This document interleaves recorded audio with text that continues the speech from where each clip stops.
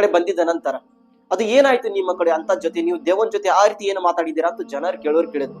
ಹಜರತ್ ಹಾತಿಮ್ ರಹಿಮತುಲ್ಲಾಹಿ ನೋಡ್ರಿ ಎಷ್ಟು ಒಳ್ಳೆವಾದ ಮಾತು ಹೇಳಿದ್ರು. ದೇವ ನನ್ನ ಸಮಯ ಬಂದಿದ್ದ ನಂತರ ಪ್ರಶ್ನೆ ಮಾಡಿದ. ಮೊದಲೇ ಪ್ರಶ್ನೆ, ಅಯ್ ಹಾತಿಮ್ ಏನ್ ತಿಂತೀಯ, ಅಯ್ ಹಾತಿಮ್ ಏನ್ ತಿಂತೀಯ ಅಂತ ದೇವ ನನ್ಗೆ ಪ್ರಶ್ನೆ ಮಾಡಿದ್ದ.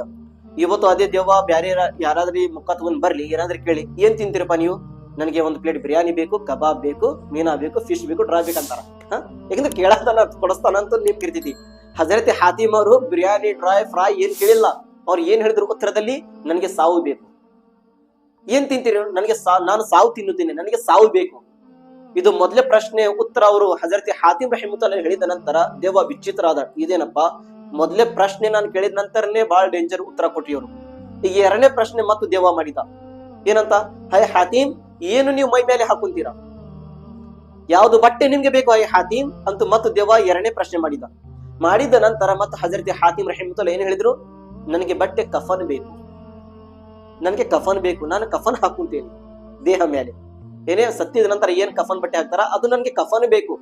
ದೇವನ ಉತ್ತರ ಇದ್ದಿದ್ದಲ್ಲ ಹೇಳೋದಕ್ಕೆ ಅಲ್ಲಿ. ಇದೇನಪ್ಪ ಡೈರೆಕ್ಟ್ ಸಾವಿಗೆ ಕೇಳಕ್ ಕುಂತಿದ್ದಾರೆ ಇವರು.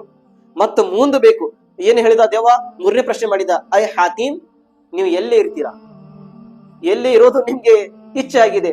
ಹಜರತ್ ಹಾತಿಮ್ ಮೂರನೇ ಪ್ರಶ್ನೆದಲ್ಲಿ ಉತ್ತರದಲ್ಲಿ ಹೇಳಿದ್ರು, ನನಗೆ ನನ್ನ ಕಬ್ರು ಬೇಕು, ಸಮಾಧಿ ಬೇಕು, ನಾನು ಮಶಾಣದಲ್ಲಿ ಹೋಗುತ್ತೇನೆ, ನನಗೆ ನನ್ನ ಕಬ್ರವನ್ನು ಕೊಟ್ಟು ಬಿಡು.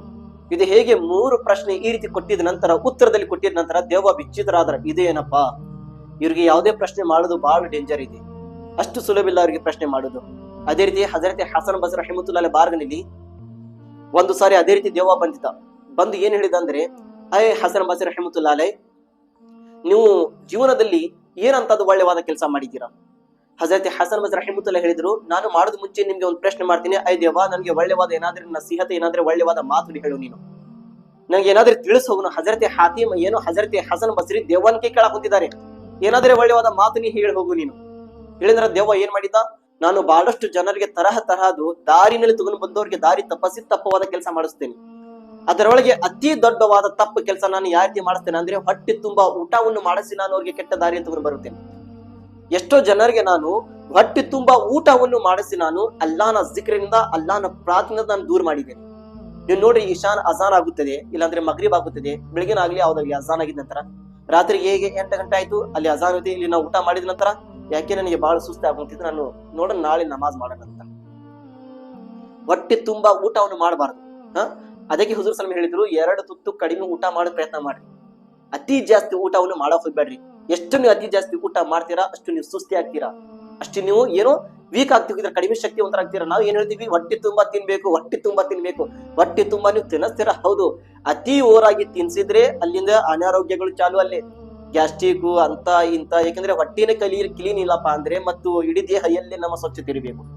ಅದಕ್ಕೆ ಹಜರತ್ ಹಸನ್ ಬಸ್ರಿ ರಹಿಮತುಲ್ಲಾಹಿ ಏನ್ ಹೇಳಿದ್ರು, ದೇವ ಈ ರೀತಿ ಹೇಳಿದ ನಂತರ ಹಜರತ್ ಹಸನ್ ಬಸ್ರಿ ರಹಿಮತುಲ್ಲಾಹಿ ಹೇಳಿದ್ರು, ಅಯ್ಯ ದೇವ ನೀ ಬಹಳ ಒಳ್ಳೆವಾದ ಮಾತು ಹೇಳಿದ್ಯಾ, ಇದಕ್ಕಿನ ಮೇಲೆ ನಾನು ಯಾವತ್ತು ಹೊಟ್ಟೆ ತುಂಬಾ ಊಟವನ್ನು ಮಾಡಂಗಿಲ್ಲ. ದೇವ ಹೇಳಿದ ಮಾತಿದು ಉತ್ತರದಲ್ಲಿ, ನಾನು ಜನರಿಗೆ ಹೊಟ್ಟೆ ತುಂಬಾ ಊಟ ಮಾಡಿಸಿ ಎಷ್ಟು ಅಲ್ಲಾನ ಸಂತರಿಗೆ ಅಲ್ಲಾನ ಪ್ರಾರ್ಥನೆ ದೂರ ಮಾಡಿದ್ದೇನೆ. ಹಜರತ್ ಹಸನ್ ಬಸ್ರಿ ಏನ್ ಹೇಳಿದ್ರು, ಆಯ್ ದೇವ ನೀ ಚಲೋ ಮಾತನ್ನು ಹೇಳಿದ್ಯಾ, ಇದಕ್ಕಿನ ಮೇಲೆ ನಾನು ಯಾವತ್ತೂ ಹೊಟ್ಟೆ ತುಂಬಾ ಊಟನೇ ಮಾಡಂಗಿಲ್ಲ. ಇದು ಹಸನ್ ಬಸ್ರಿ ಅವರು ಹೇಗೆ ಉತ್ತರ ಹೇಳಬೇಕು, ಹೇಳಿದ ನಂತರ ದೇವ ಮತ್ತೆ ಒಳ್ಳೆ ಹೇಳಿದ, ಇದಕ್ಕಿನ ಮೇಲೆ ನಾನು ಬ್ಯಾರೆ ಯಾರ ಜನರಿಗೆ ಒಳ್ಳೆವಾದ ಮಾತನ್ನು ಹೇಳಂಗಿಲ್ಲ, ಯಾರಿಗೆ ನಾನು ಒಳ್ಳೆವಾದ ಸಂದೇಶ ಕೊಡಂಗಿಲ್ಲ. ಅವಾಗಿಂದ ದೇವ ಇವತ್ತಿಗಾಗಿ ಜನರಿಗೆ ಒಳ್ಳೆ ದಾರಿಯಲ್ಲಿ ಕರ್ಕೊಂಡು ಹೋಗೋದ್ ಪ್ರಯತ್ನ ಮಾಡಂಗಿಲ್ಲ, ಬರೀ ದೇವನ್ ಏನೋ ಕೆಡ್ಸೋದ್ ಪ್ರಯತ್ನ ಮಾಡುತ್ತಾನೆ. ಹಜರತ್ ಹಾತಿಮ್ ರಹಿಮತುಲ್ಲಾಹಿ ಅವರು ಅತಿ ಜಾಸ್ತಿ ಅಲ್ಲಾಹನ ಸಂತರು ಪ್ರೀತಿ ಪಡ್ಕೊಂಡಿದ್ರು.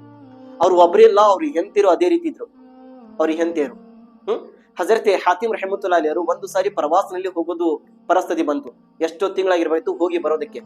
ಆ ಸಂದರ್ಭದಲ್ಲಿ ಹಜರತ್ ಹಾತಿಮ್ ರಹಿಮತುಲ್ಲಾಹಿ ಬಂದು ಹೆಂತಿಗೆ ಕೇಳಿದ್ರು, ತನ್ನ ಹೆಂತಿಗೆ ಏನಂತ, ನಾನು ಈ ರೀತಿ ಪ್ರವಾಸಕ್ಕೆ ಹೊಂಟಿದ್ದೇನೆ, ನಿಮ್ಗೆ ಏನಾದ್ರೂ ದುಡ್ಡು ಬೇಕಂದ್ರೆ ಎಷ್ಟು ಬೇಕು ನೀವು ಕೇಳ್ರಿ, ನಾನು ಕೊಟ್ಟು ಹೋಗುತ್ತೇನೆ. ಯಾಕಂದ್ರೆ ನಾನು ದೂರ ಹೊಂಟಿದ್ದೇನೆ ಪ್ರವಾಸದಕ್ಕೆ, ನಿಮ್ಗೆ ಏನಾದ್ರೆ ಬೇಕಾದ್ರೆ ಕೇಳ್ರಿ, ನಾನು ಕೊಟ್ಟು ಹೋಗುತ್ತೇನೆ. ಈ ಹೆಂತಿರ್ ನೋಡ್ರಿ ಎಷ್ಟು ಒಳ್ಳೆ ರೀತಿಯವರು ಪ್ರಶ್ನೆ ಉತ್ತರ ಕೊಟ್ರು. ನಾನು ಎಷ್ಟು ವರ್ಷ ಜೀವಿತ ಇರುತ್ತೇನೆ ಅಷ್ಟು ವರ್ಷ ನನ್ನ ನಡಿಬೇಕು ಅಂತ, ಅಷ್ಟು ನನಗೆ ದುಡ್ಡು ಕೊಟ್ಟು ಹೋಗ್ರಿ ನೀವು ಸಾಕು. ನನ್ನ ಜೀವನ ಎಷ್ಟು ವರ್ಷ ಇರುತ್ತದೆ ಅಷ್ಟು ವರ್ಷ ತನಕ ನಾನು ಉಳಿಬೇಕು, ಆ ರೀತಿ ನನಗೆ ದುಡ್ಡು ಕೊಟ್ಟು ಹೋಗ್ರಿ. ಹಜರತ್ ಹಾತಿಮ್ ಏನ್ ಹೇಳಿದ್ರು, ನಿನ್ನ ಜೀವನ ನನ್ನ ಕೈಯಲ್ಲಿಲ್ಲ, ನೀ ಎಷ್ಟು ವರ್ಷ ಜೀವಿತ ಇರ್ತೀಯ ಅನ್ನೋದು ನನಗೆ ಗೊತ್ತಿಲ್ಲ, ನಾನೇ ಹೇಗೆ ಕೊಡಬೇಕು ನೀನು ಅಷ್ಟೇ ದುಡ್ಡು. ಹಜರತ್ ಹಾತಿಮ್ ತನ್ನ ಹೆಂಡತಿಗೆ ಹೇಳಿದ್ರು. ಹೆಂಡತಿಯವರು ನೋಡ್ರಿ ಉತ್ತರದಲ್ಲಿ ಗಂಡಂಗೆ ಏನ್ ಹೇಳಿದ್ರು, ಇಲ್ಲ ರೀ, ನನ್ನ ಜೀವನದ ದುಡ್ಡು ನಿಮ್ ಕಡೆ ಇಲ್ಲ ಅಂದರೆ, ಮತ್ತು ನನ್ನ ರಿಸ್ಕ್ ನಿಮ್ಮ ಕೈಯಲ್ಲಿ ಇಲ್ಲ, ನನ್ನ ರಿಸ್ಕ್ ನನ್ನ ಊಟ ನಿಮ್ಮ ಕೈಯಲ್ಲಿಲ್ಲ, ಮತ್ತು ನೀವು ಇದಕ್ಕೆ ಚಿಂತೆ ಮಾಡಕ್ ಕುಂತಿದ್ದೀರಾ.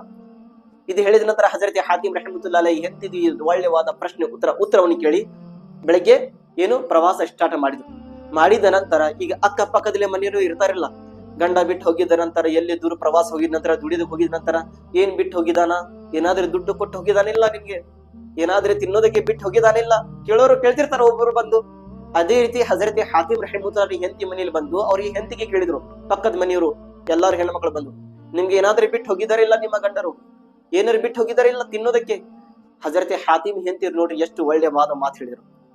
ಯಾರು ಊಟವನ್ನು ತಿನ್ಸೋರಿದ್ರು ಅವರು ಹೋಗಿದ್ದಾರೆ ಬಿಟ್ಟು, ಯಾರು ನನಗೆ ಊಟವನ್ನು ತಿನ್ಸೋರಿದ್ರು ಅವರು ಹೋಗಿದ್ದಾರೆ ಬಿಟ್ಟು, ನನಗೆ ಊಟ ಕೊಡೋರು ಇನ್ನೋರಿಗೆ ನನ್ನ ಜೊತೆ ಇದ್ದಾರೆ. ಊಟ ತಿನ್ಸೋರು ಬಿಟ್ಟು ಹೋಗಿದ್ದಾರೆ, ಊಟ ಕೊಡೋರು ಇನ್ನೋರಿಗೆ ನನ್ನ ಜೊತೆ ಇದ್ದಾರೆ.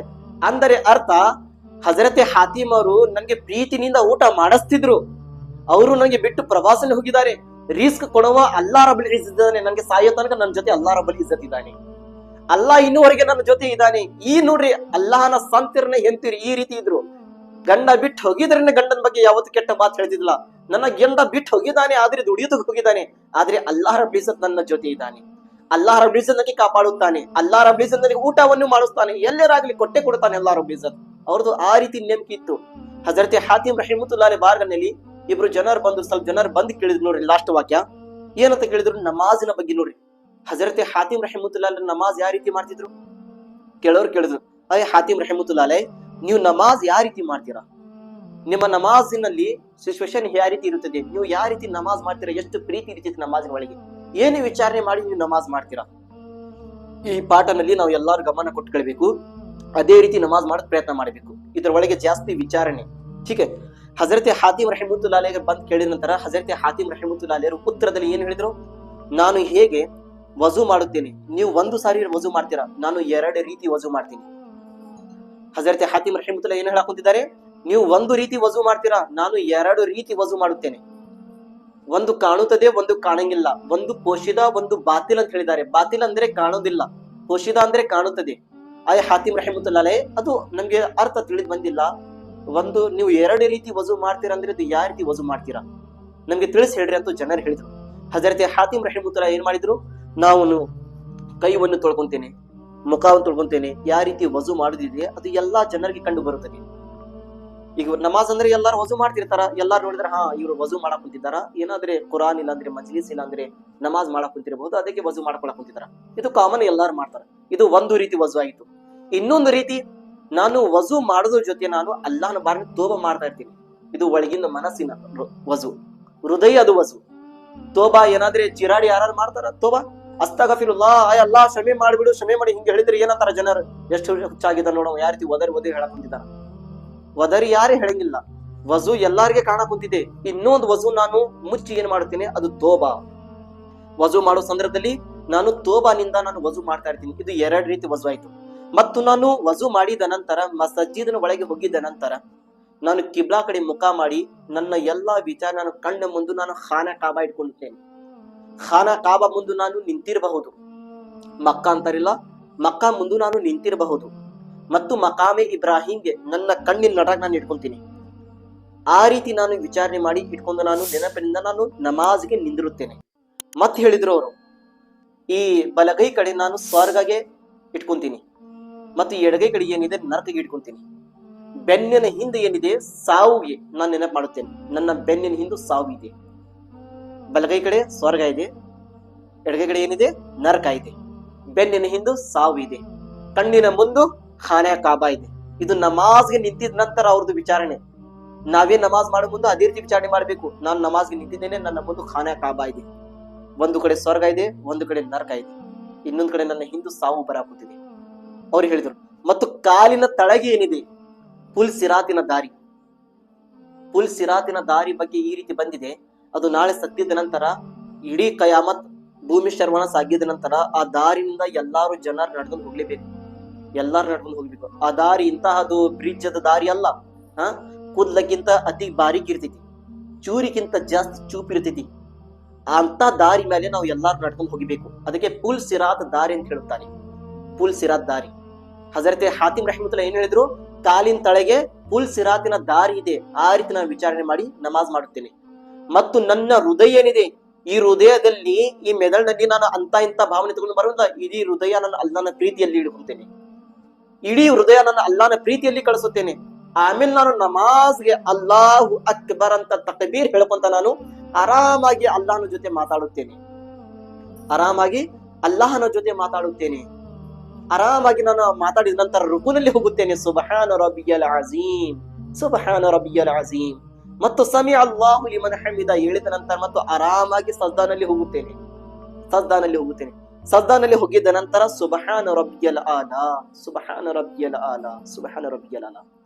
ಈ ರೀತಿ ನಾನು ಆರಾಮಾಗಿ ನಮಾಜನ್ನು ಮಾಡುತ್ತೇನೆ. ಯಾರು ಹೇಳ್ತಾರೆ? ಹಜರತ್ ಹಾತಿಮ್ ರಹಿಮತುಲ್ಲಾ ಅಲೈಹಿ. ಈ ರೀತಿ ನಾವು ನಮಾಜ್ ಮಾಡಿದ್ರೆ ಒಂದು ಭಯ ಇರ್ತೈತಿ. ನಾವು ನಮಾಜ್ ಮಾಡಿದ್ರೆ ಯಾವ ರೀತಿ ಇನ್ನೊಂದು ಅಲ್ಲಾಹನ ಸಂತ ಹೇಳಿದ್ರು, ನಮಾಜ್ ಮಾಡಿಸಂದ್ರೆ ಏನು ವಿಚಾರ ನಡೀಬೇಕು, ನನ್ನ ಜೀವನದ ಕೊನೆಯ ನಮಾಜ್ ಅಂತ ತಿಳ್ಕೊಂಡು ನಾವು ನಮಾಜ್ ಮಾಡ್ಬೇಕಂತೆ. ಹೇಳಕ ಬರಂಗಿಲ್ಲ. ಈಗ ಇಶಾ ನಮಾಜ್ ನೀವು ಮಾಡ್ಕೊಂಡು ಏನಾದ್ರೆ ಮಲಗಿದ್ರಿ, ಬೆಳಗ್ಗೆ ಎಚ್ಚರ ಆಗ್ತಿರಲ್ಲ, ಏನಾದ್ರೆ ಗ್ಯಾರಂಟಿ ಐತಿ ಎಲ್ಲರಿಗೆ? ಯಾರು ಗ್ಯಾರಂಟಿ ಇಲ್ಲ. ಅದಕ್ಕೆ ನಂಗೆ ಇಶಾ ನಮಾಜ್ ಇವತ್ತಿಗೆ ಸಿಕ್ಕೈತಪ್ಪ ಅಂದ್ರೆ ನನ್ನ ಜೀವನದ ಕೊನೆಯ ನಮಾಜ್ ಇದು. ಯಾವುದೇ ನಮಾಜ್ ನಿಮಗೆ ಸಿಗ್ಲಿ, ನನ್ನ ಜೀವನದ ಕೊನೆಯ ನಮಾಜ್ ಇದೇ, ನನ್ನ ಫಸ್ಟ್ ನನ್ನ ಲಾಸ್ಟ್ ನಮಾಜ್ ಅಂತ ತಿಳ್ಕೊಂಡು ನಾವು ನಮಾಜ್ ಮಾಡ್ಬೇಕಂತೆ. ಯಾರಿಗೆ ಹೇಳಕ್ ಬರಂಗಿಲ್ಲ ಸಾವು ಯಾವಾಗ ಬರ್ತೈತಿ ಅನ್ನೋದು. ಹಜರತೆ ಹಾತಿಮ್ ರಹಿಮತುಲ್ಲಾ ಆದ್ರೆ ಹೇಳ್ಕೊಂತಾರೆ, ನಾನು ನಮಾಜ್ಗೆ ನಿಂತಿದ್ದ ನಂತರ ನನ್ನ ಕಣ್ಣಿನ ಮುಂದೆ ಖಾನೆ ಕಾಬಾ ಇದೆ. ಇವತ್ತು ಬಹಳಷ್ಟು ಜನ ಹೇಳ್ತಾರ, ಹಜರತ್ ನಾವು ನಮಾಜ್ ನಲ್ಲಿ ನಿಂದಿರ್ತೀವಿ, ನಮ್ಮ ವಿಚಾರಗಳು ಎಲ್ಲೆಲ್ಲಿ ಹೋಗ್ಬಿಡ್ತಾವ ಹಜರತ್. ನಮಾಜ್ಗೆ ನಿಂತಿದ ನಂತರ ಆ ಯೋಚನೆ ಮಾಡೋದು, ಇವ್ರಿಗೆ ಯೋಚನೆ ಮಾಡೋದು, ಅಲ್ಲಿ ನಮ್ಮ ಧ್ಯಾನ ಹೋಗ್ತೈತಿ, ಇಲ್ಲಿ ಧ್ಯಾನ ಹೋಗ್ಬಿಡ್ತೈತಿ ಹಜರತ್.